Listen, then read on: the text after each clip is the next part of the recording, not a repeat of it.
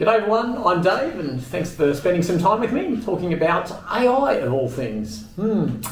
Well, it's very confusing. I must admit it's very, very confusing. As you know, I post videos on YouTube and I also watch a lot of videos on YouTube. So what I try and do is present my argument about where AI sits and what solutions are available and everything else, right? So there is still an amazing amount of pushback and polarization between AI, the adoption of AI, and more importantly, the understanding of what AI does. To be honest, I think most people's impression of what AI is GPT. ChatGPT, the first time that people started the conversation asking questions to a machine. And depending on the way you prompt them, the response that you got, at what stage of the journey you use ChatGPT, will start to formulate your feedback. But in general, it's pretty well established that ChatGPT was the very first one that opened people's mind to AI, and that's the one that they're basing their understanding on. Now, a couple of things have happened which are very interesting. Okay, so let's just take this back to basics. So in today's talk, I basically want to cover what's happening now, juxtapose that with what happened 25 years ago and the parallels, which are quite interesting, and then show a current working example and solution. So stick around to the end if you're interested. But let's start now. So at the moment, the big topics are, number one is everybody who's been paying money to try and get their business on Google or any other form of search paid ads are suffering massively, in particular Google. So there's a lot around at the moment about how Google are now changing their presentation, because a lot of people still use Google, but also they're now transitioning to large language models like Perplexity, OpenAI, Claude, Gemini. These are becoming the norm. So I think that is an established principle. That trend line will continue and people will still use Google, and Google will just work the answers in different ways, right? So that's going to change. The second thing that's going to change is the way we interact. It will be voice and AI assistants and AI agents that we ask our things to. That is being established now, okay?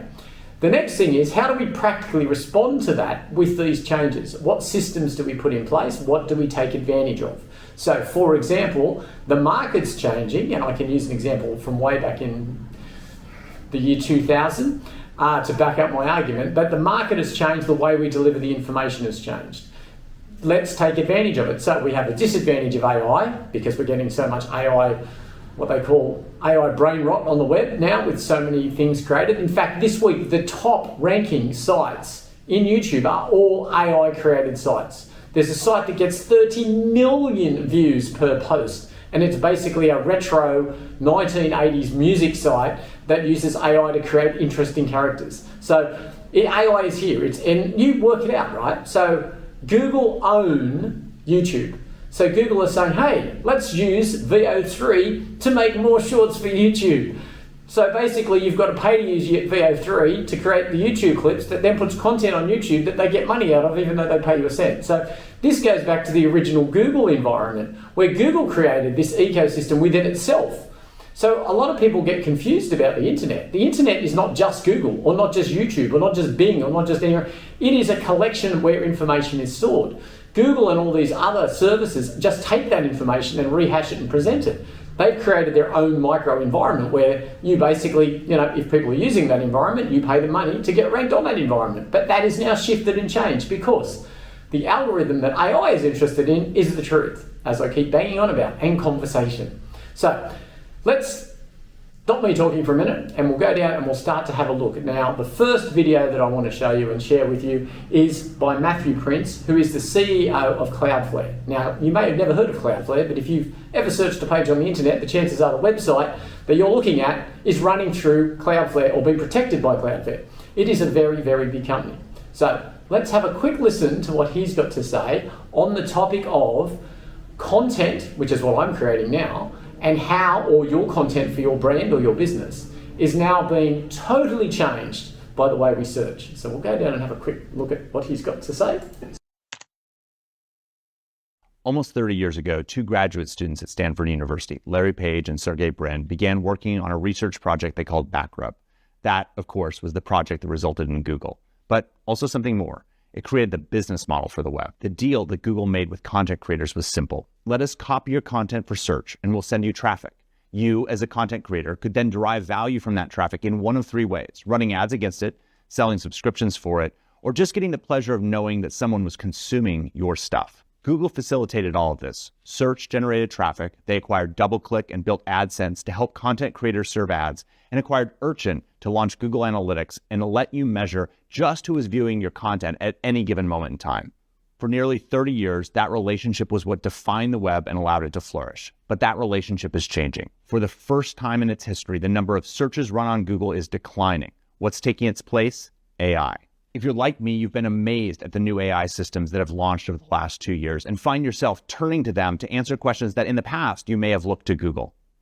While it's still early, it seems clear that the interface of the future of the web will look more like ChatGPT than a Spartan search box and 10 blue links. Google itself has changed. While 10 years ago they presented a list of links and said that success was getting you off their site as quickly as possible, today they've added an answer box and more recently AI overviews, which answer users' questions without them having to leave google.com. With the answer box, they reported that 75% of queries were answered without users leaving Google. With the more recent launch of AI overviews, it's even higher. While Google's users may like that, it's hurting content creators. Google still copies creators' content, but over the last 10 years, because of these changes to the UI of search, it's gotten almost 10 times more difficult for a content creator to get the same volume of traffic. That means it's 10 times more difficult to generate value from ads, subscriptions, or the ego of knowing someone cares about what you created. And that's the good news. It's even worse with today's AI tools. With OpenAI, it's 750 times more difficult to get traffic than it was with the Google of old. With Anthropic, it's 30,000 times more difficult. The reason is simple. Increasingly, we aren't consuming originals, we're consuming derivatives. The problem is whether you create content to sell ads, sell subscriptions, or just know that people value what you've created, an AI-driven web doesn't reward content creators the way the old search-driven web did. Okay.